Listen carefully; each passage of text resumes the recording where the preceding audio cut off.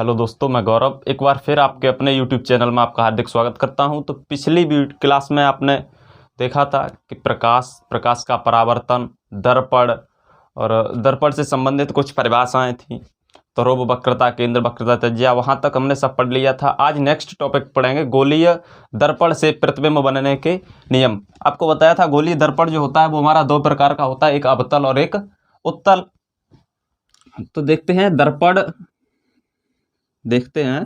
दर्पण के द्वारा प्रतिबिंब कैसे बनते हैं। ये कोई गोलीय दर्पण है जिसके हमने बाहरी पृष्ठ पर पॉलिश कर दी, तब इसका परावर्तक पृष्ठ है वो अंदर वाला, और जिस दर्पण का परावर्तक पृष्ठ दबा हुआ होता है उसे अवतल दर्पण बोलते हैं। और पिछली वीडियो में आपको बताया था कि दर्पण के परावर्तक तल के मध्य बिंदु को ध्रुव कहते हैं, जिसे पी से लिखते हैं। अगर दर्पण गोली है तो इसका वक्रता केंद्र भी कहीं ना कहीं होगा। मान लेते हैं इस बिंदु पर वक्रता केंद्र सी है, और आपको ये भी बताया था ध्रुव और वक्रता केंद्र को मिलाने वाली रेखा मुख्य अक्ष कहलाती है। क्या कहलाती है? मुख्य अक्ष। इसको और पीछे बढ़ा देते हैं। अब प्रतिबिंब बनने का पहला नियम है कि मुख्य अक्ष के समांतर आने वाली प्रकाश की किरणें, किसके समांतर? मुख्य अक्ष के समांतर आने वाली प्रकाश की किरणें परावर्तन के पश्चात फोकस से होती हुई जाती हैं। ये मुख्य अक्ष को जहां काटता है वो क्या है? फोकस।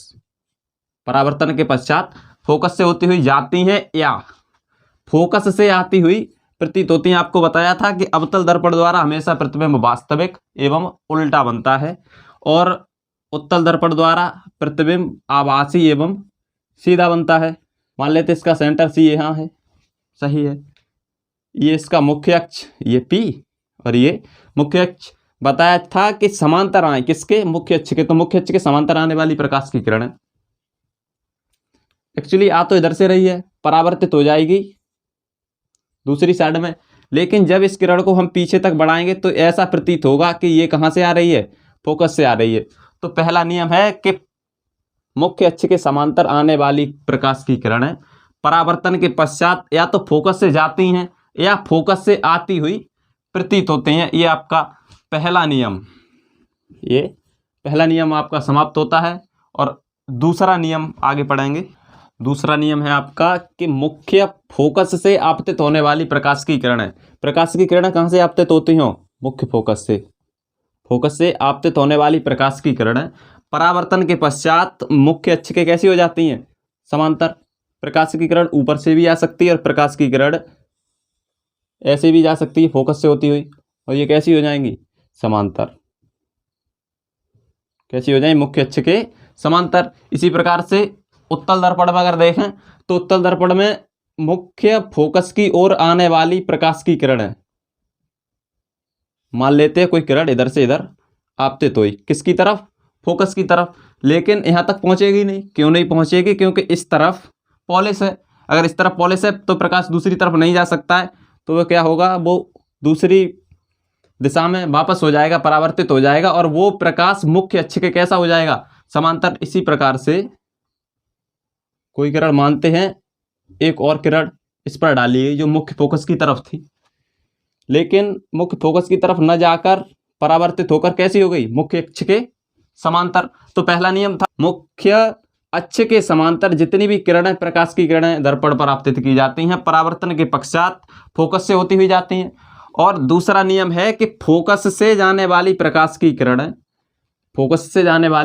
किरणें परावर्तन के पश्चात मुख्य अक्ष के कैसे हो जाती हैं? समांतर। ये किरणें कैसी हैं? समांतर। तीसरा नियम है आपका कि वक्रता केंद्र से आपतित होने वाली समस्त किरणें, या वक्रता केंद्र से जाती हुई समस्त किरणें, वक्रता केंद्र से होती हुई दर्पण पर आपतित होने वाली समस्त किरणें परावर्तन के पश्चात उसी मार्ग पर वापस लौट जाती हैं। अगर कोई किरण है और वो किरण वक्रता केंद्र से होती हुई दर्पण पर आपतित हो रही है, तो जिस मार्ग से आई थी उसी मार्ग पर वापस लौट जाएगी। ये तो आपका अवतल दर्पण। और ये उत्तल दर्पण। उत्तल दर्पण में क्या होगा? किरण इस तरफ नहीं आ पाएगी। लेकिन हम मान लेते हैं कोई किरण थी, मान लेते हैं कोई किरण थी जो सेंटर की तरफ, वक्रता केंद्र की तरफ आपतित हो रही थी, लेकिन परावर्तन के पश्चात उसी मार्ग पर, जिस मार्ग से आई थी उसी मार्ग पर वापस लौट जाएगी। इस प्रकार से आपके 3 नियम हुए।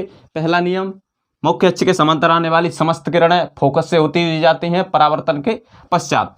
दूसरा नियम, फोकस से आपतित होने वाली समस्त किरणें परावर्तन के पश्चात मुख्य अक्ष के समांतर हो जाती हैं। और तीसरा नियम जो है वो है आपका कि वक्रता केंद्र से आपतित होने वाली समस्त किरणें परावर्तन के पश्चात उसी मार्ग पर लौट जाती हैं जिस मार्ग से